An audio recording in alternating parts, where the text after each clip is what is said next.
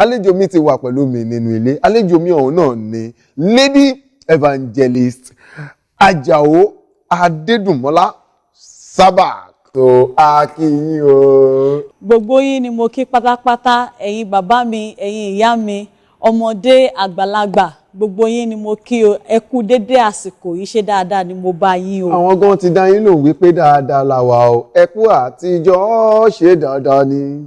Ẹ kú àtijọ́ ṣe dáadáa ni.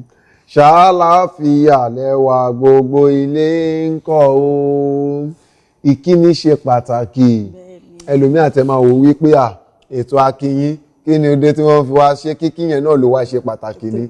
Bíbélì gan fọwọ́ sí kíkí.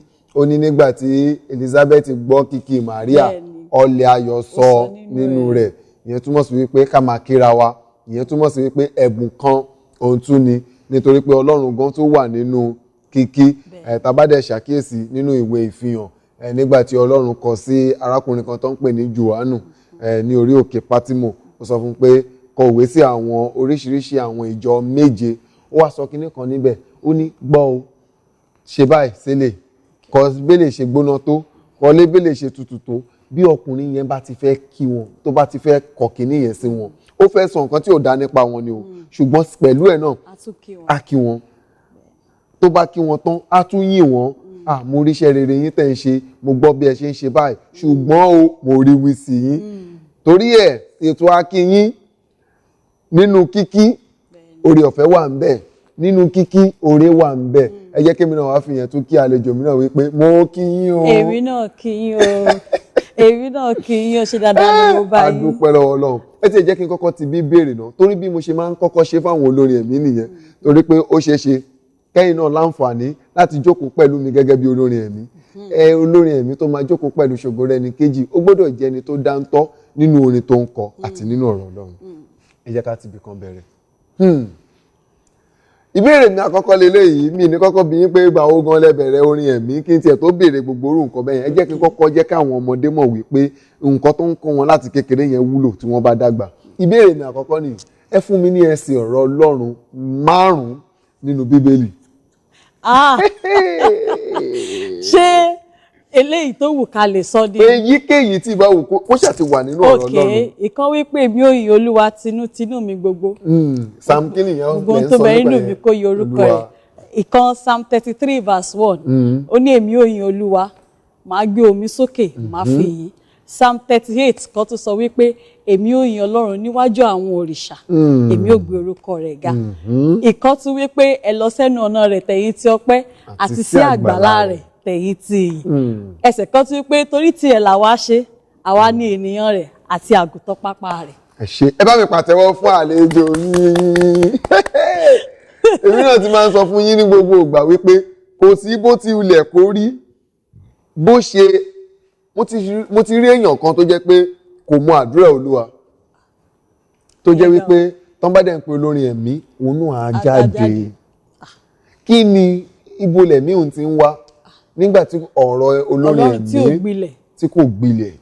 Mo dúpẹ́ púpọ̀ lọ́wọ́ yín, ṣùgbọ́n kó má kàn dàbí ẹni wípé ẹni tó tiẹ̀ ń bí wá léèrè náà àkókò mọ̀ bóyá òun náà kájú ẹ̀ àbí kí la fẹ́ sọ, ṣé òun sáàmù ní káwa náà ti wá lọ bá yín mú wá ní tàbí. Ibi tó bá ti wù ẹ lè lọ Ábákúkù tàbí Àìsáyà. Wọ́n gbóhùn tí mo mọ̀, wọ́n jẹ́ débi kí jẹ́bú rẹ̀ dì. Wọ́n gbóhùn tí mo mọ̀, wọ́n jẹ́ dé. Èyí sú ọ̀fẹ́ kájú ẹ̀. Mo kájú ẹ̀. Ok, ẹ ń sọ̀rọ̀, ìwé wo ni ẹ ń sọ nípa rẹ̀ yẹn náà? Níbo? Tí a bá kọ́kọ́ ní ká kọ́kọ́ mú láti inú májẹ̀mú láéláé. Ọmọdé ilé gan mọ̀ wípé ìwé Àìsáyà orí 60 sọ wípé dìde tàn ìmọ́lẹ̀, nítorí pé ìmọ́lẹ̀ rẹ̀ dé, ògo Olúwa ṣe kí ni? Ó yọ ní ara rẹ̀. Tàbá tún ní ká bọ́ sí ìwé òní ká tún lọ. Ìwé lẹ tún fẹ́ lọ yàn pé ẹjọ́ ṣé ọmọ pásítọ̀ ni àbẹ́ nǹkan pásítọ̀? Mi ti ẹ̀ mọ̀ bí mo tiẹ̀ ṣe bẹ̀rẹ̀, ṣùgbọ́n mo rántí wípé mo máa ń ṣe eléyìí láti ru àwọn ọmọ kéékèèké àti àwọn àgbàlagbà nínú ilé sókè, nítorí wípé Bíbélì wípé ọ̀rọ̀ Ọlọ́run yè, ó dára, ó ní ó mú ju ìdàkídà olójú méjì lọ ó ní ó máa ń gún ni ohun tí ìwé Hébérù sọ ní ẹdẹ pinpin inú lágbára Ọlọ́run ọ̀rọ̀ Ọlọ́run tó yè lórúkọ Jésù á máa yè nínú ayé mi àti yín ní ìsinmi mo ti ẹ ti kọ́kọ́ gba ìbéèrè mi àkọ́kọ́ nìyẹn ẹ pàtẹ́wọ́ fúnra yín ìbéèrè mi ẹlẹ́ẹ̀kejì kí ni ibo lè ta ni yẹn tẹ kọ́kọ́ béèrè wípé ta ni Lady Evangelist Adédùmọ́lá. Èmi rèé o èmi rèé o. mo jẹ́ ọmọbìnrin tí a bí sí Ọ̀ṣun State ni mo ti wá. Ìlú wo l'Ọ̀ṣun? Ìyẹn ní ìlú yẹn ó precious gómìn fẹ́ dárúkọ ẹ̀. Ẹ dárúkọ ẹ̀ àwọn gan tó jẹ́ pé ìlú tó le tó lókìkí. Kò ṣe. Ìlú tó jẹ́ pé ní gbogbo àgbáyé tó máa ń dárúkọ ẹ̀ kò síbi tó ti mọ̀ wá. Ìlú wo ló special tó lù mí? Ìlú yẹn là ń pè ní Èjìgbò Mẹ́kùn. Ṣé ìmọ̀ bẹ̀?